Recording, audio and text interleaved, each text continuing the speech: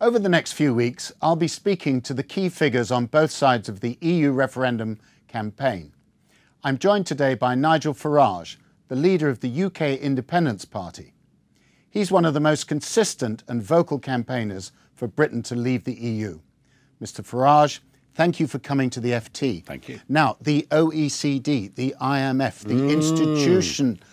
the Institute of Fiscal Studies, all of these respected economic think tanks and international organisations have said that it would be a bad move economically for Britain to leave. Yes, a bunch of overpaid failures. Experts. Living off taxpayers' money, none of whom predicted the 08-09 financial banking meltdown. Not one of them got that right. Most of whom thought the euro was going to be a success, and it's been a disaster. The IMF? And nearly all. And the IMF, who've broken their own charter by getting involved in Eurozone bailouts. And if you go back before that to the exchange rate mechanism, you know, all these organisations, plus, of course, let's not forget the Treasury or the Governor of the Bank of England, again, you know, paid for by taxpayers' money, they're all being told to produce a certain pro-establishment line. But I think it's important just to understand, these are expert organisations. They haven't got everything right. But if you look at just the Institute for Fiscal Studies, they've produced a clear figure of a £20 billion to £40 billion immediate short-term cost. Who funds to them? the European Union. Millions. They've taken millions of pounds. Not solely. I'm sorry. No, listen, the IFS does not rely solely on European Not money. solely, but listen, it's normal in political discourse to declare an interest.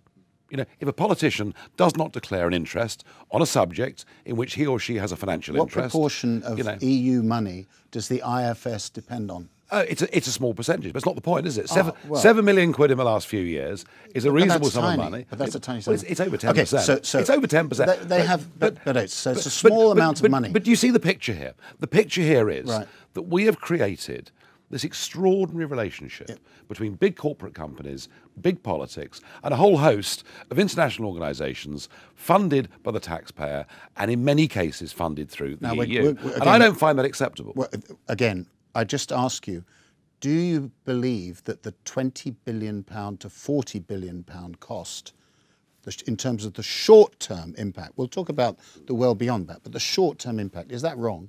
A complete and utter nonsense. Look. Because BMW and Audi and Mercedes sell us quite a lot of motor cars. The French wine producers, and I'm very grateful they do, sell us quite a lot of wine. We are now trading at a deficit with the EU of something like £80 billion every single year. Trade isn't made by bureaucrats and politicians. Trade is made by consumers who choose to buy. There are rules of trade. Well, and here's the point. If ground zero was what came out of Brexit, we'd be better off under WTO rules. Why? Because the tariffs we'd be charged by EU countries would be lower than our net contribution. But there is obviously, to the EU. as you know, there's going to be a long transition before we get to WTO rules. And here's the interesting thing. Quite a long, several years. But here's the interesting thing. Several years of uncertainty. Well, there's no uncertainty, because the day after we leave the European Union, right, we are still part of the European Economic Area. We are in a negotiation to leave the European Union, and it's up to government then to end the uncertainty by stating very clearly what our future policy is. Correct, but who's going to be the government, and how will you get a consensus on what the terms of engagement will be with Europe? How will the Europeans know what they're actually dealing with? Because the PM may go, Cameron may go. Well, you're right. It might take. So there's a lot of uncertainty. Well, it may be up to a week before Cameron goes. I don't know. But in terms of but in terms of working out what the new terms of engagement will be with the Europeans, that will take quite a long time to establish. It doesn't need to. As I say, we will be.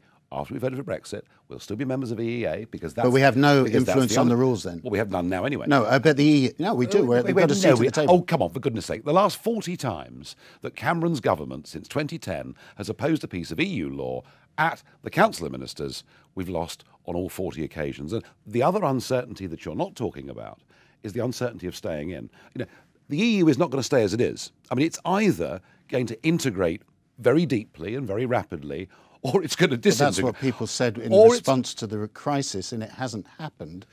Oh, it happens every day.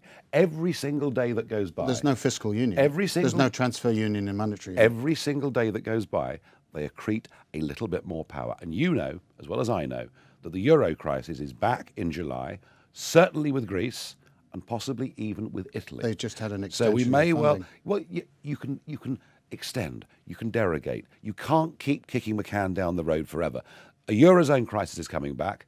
The migrant crisis is actually tearing Europe apart. The EU is changing very quickly. The EU's in big trouble. What I'm certain of is this. I want us to have a sensible trade deal with our European neighbours.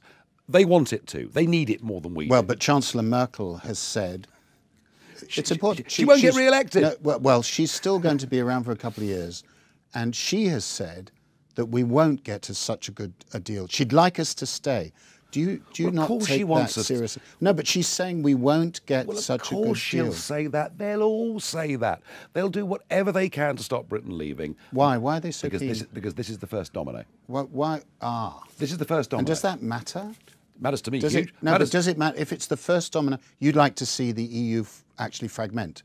I want Europe to leave the European Union. Yes. But what does that means? I don't believe disintegration. I don't believe in the flag. I don't believe in the anthem. I don't believe in all these various presidents who no one can name. We don't know who they are because we haven't elected them, and we can't remove them. But I want to just pin you down here. Are you in favour of the European Union fragmenting, disintegrating? No, disappearing. Oh, disappearing. Disappearing. So what will happen? We have a Europe just of nation states. No European Union. Can you imagine how? No patterns of cooperation. Can you imagine how awful it would be to have a European continent of individual, sovereign, democratic states that trade with each other, cooperate with each other, have bilateral deals with each other, and who have a council of Europe where they come together to agree as sovereign governments to do things in common. That's the kind of cooperative Europe I want. And I am not anti-European, but I'm anti what is being done in the name of Europe. Do you feel uncomfortable though when it's pointed out that Donald Trump, Vladimir Putin, and Marine Le Pen have a similar view that actually we'd be better off with Brexit? Well, Oswald Mosley had the same view. I mean, Oswald Mosley was a fanatical pro-European until the day he died. I mean, the president of China is not the sort of chap you take... But are you happy to be in the same tent as Vladimir Well, are Putin? you happy to be in the same tent as people like Oswald Mosley? I wouldn't have thought you were. Are you happy to be in the same tent as the president of China? I mean, he isn't very democratic or very pleasant, is he? These arguments are nonsense. We are making an argument. I mean, let me tell you what I want. There are 183 countries in the world that celebrate an Independence Day. I want us to be the 184th, a normal nation. And normal nations make their own rules, have their own courts, control their own borders, and choose their relationships with the world. And I think not only would we be far better off by doing that, by voting for Brexit, I think the other countries of Europe would follow us too. And I think we'd be a happier place. So it's back to the 19th century. It's into the 21st century. I can tell you what's happening all over the world. Every single year, a new country has an Independence Day. The days of big artificial blocks are gone. Microstates. And that means then, maybe even, and many people believe this, the breakup of the United Kingdom. If there is Brexit, Scotland goes. I don't think they choose to. And where the Scottish vote is very likely to be pro staying in. I think our shared history is stronger than that.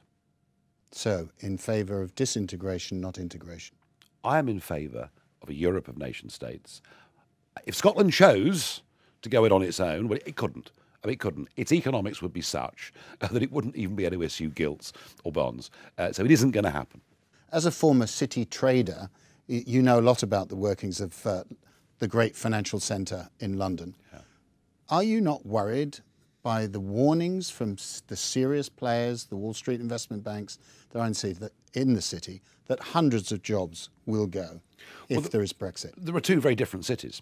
There's the city of the Wall Street investment banks, who can get along okay with the European Union. It's the first time they've ever effectively owned the people that make the laws, and that's not a bad way of keeping small and medium-sized competition, out of the marketplace. The other city is the city of the foreign exchange traders, the commodity traders, and many of those smaller independent companies. And when you get the view the city's in favour of the EU, come round the bars of a city with me at 5 o'clock on a Thursday evening, and you will not find that's the view. A lot of people in the city take the view, and I take the view, firstly, that the city is a global financial marketplace, not a European financial marketplace. And you only have to see the attitudes in Brussels towards a financial transaction. But this is true, but Wall Street banks don't rely on European money Well, for... but where else, they're not in any way beholden, but they think it's a bad idea. I heard all this baloney back in 2000. If we don't join the euro, the big banks will all go to But Paris we have and clearing Frankfurt. rights for the euro. It hasn't happened. But we have clearing rights. Happened. Those might be jeopardised if we leave. You think Europe would threaten us?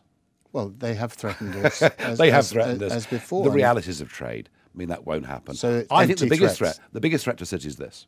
This is my big fear for the city, that we in 2010 handed over regulatory control of financial services, in banking, insurance, equities, and we handed it over to 3 EU institutions.